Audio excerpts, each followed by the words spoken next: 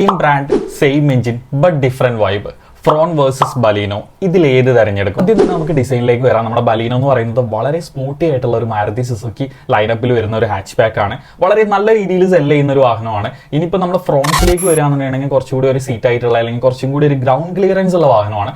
മാത്രമല്ല നല്ല good looking ആയിട്ടുള്ള വാഹനമാണ്. 2-3 വർഷമായിട്ടുള്ളൂ വണ്ടി ലോഞ്ച് ചെയ്തിട്ടുള്ളെങ്കിലും നല്ല രീതിയിൽ സെല്ലിംഗ് ആവുന്ന, അല്ലെങ്കിൽ എന്താ പറയുക, മാരുതി ലൈനപ്പിൽ ഇത്രയും ലുക്കുള്ള വേറൊരു വാഹനം ഉണ്ടോ എന്നുള്ള കാര്യം സംശയമാണ്. അത്രയും നല്ല ഡിസൈൻ ആണ് അതിൽ വരുന്നത്. ഒരു ക്രോസ് ഓവർ SUV കാറ്റഗറി പെടുത്താൻ പറ്റുന്ന ഒരു ഡിസൈൻ ആണ് വരുന്നത്. എഞ്ചിനിലേക്ക് വരികയാണെന്നുണ്ടെങ്കിൽ രണ്ടിലും വരുന്നത് നമ്മുടെ 1.2 ലിറ്റർ K സീരീസിൽ വരുന്ന പെട്രോൾ എഞ്ചിനാണ്.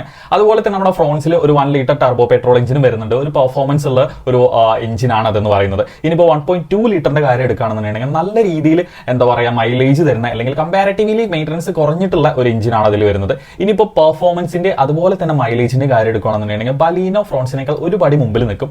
അതിന്റെ റീസൺ എന്ന് പറയുന്നത് ബലീനോക്ക് കമ്പാരിറ്റീവ്ലി കുറച്ചും കൂടി നല്ലൊരു പവർ ടു വെയിറ്റ് റേഷ്യോ ഉണ്ട്.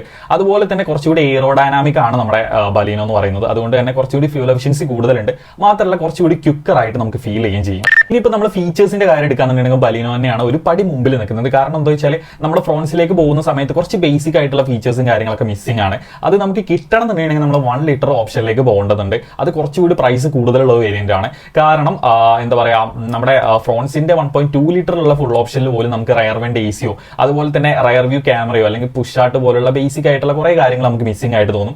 അങ്ങനെ നോക്കുകയാണെന്നുണ്ടെങ്കിൽ കുറച്ചുകൂടി ഫീച്ചേഴ്സ് ഉള്ള വാഹനം എന്ന് പറയുന്നത് നമ്മുടെ ബലീനോ തന്നെയാണ്. ഏതാണ് വാല്യൂ ഫോർ മണി എന്ന് ചോദിച്ചാൽ ശരിക്കും അത് നിങ്ങളുടെ അഭിപ്രായമാണ്. പക്ഷെ ഞാൻ പറയുന്ന എൻ്റെ ഒരു അഭിപ്രായത്തിൽ കുറച്ചും കൂടി വാല്യൂ ഫോർ മണി എന്ന് പറയുന്നത് നമ്മുടെ ബലീനോ തന്നെയാണ്. കാരണം നമ്മുടെ ഫ്രോൺസ് കമ്പയർ ചെയ്യുന്ന സമയത്ത് ഏകദേശം ഒരു 1 ലാഖിന്റെ ഡിഫറൻസ്, 1 ലാഖ് കുറവാണ് നമ്മുടെ ബലീനോക്ക്. മാത്രമല്ല ആ പ്രൈസിന് അത്യാവശ്യം നല്ല ഫീച്ചേഴ്സും കാര്യങ്ങളൊക്കെ നമ്മുടെ ബലീനോ തരുന്നുണ്ട്. ഇനിയിപ്പോൾ ഫ്രോൺസിലേക്ക് പോകുകയാണെന്നുണ്ടെങ്കിൽ ഏറ്റവും ടോപ്പ് വേരിയന്റ് ആയിട്ടുള്ള 1 ലിറ്റർ ടർബോ വേരിയന്റിലേക്ക് പോകേണ്ടതുണ്ട്. കുറച്ചുകൂടി ഫീച്ചേഴ്സും കാര്യങ്ങളൊക്കെ കിട്ടണമെന്നാണ്. ഇനിയിപ്പോൾ നിങ്ങൾക്ക് കുറച്ചുകൂടി ഗ്രൗണ്ട് ക്ലിയറൻസ് ഉള്ള അല്ലെങ്കിൽ കുറച്ചുകൂടി സീറ്റ് ആയിട്ടുള്ള ഒരു വാഹനം വേണമെങ്കിൽ ഫ്രോൺസിലേക്ക് പോകാവുന്നതാണ്.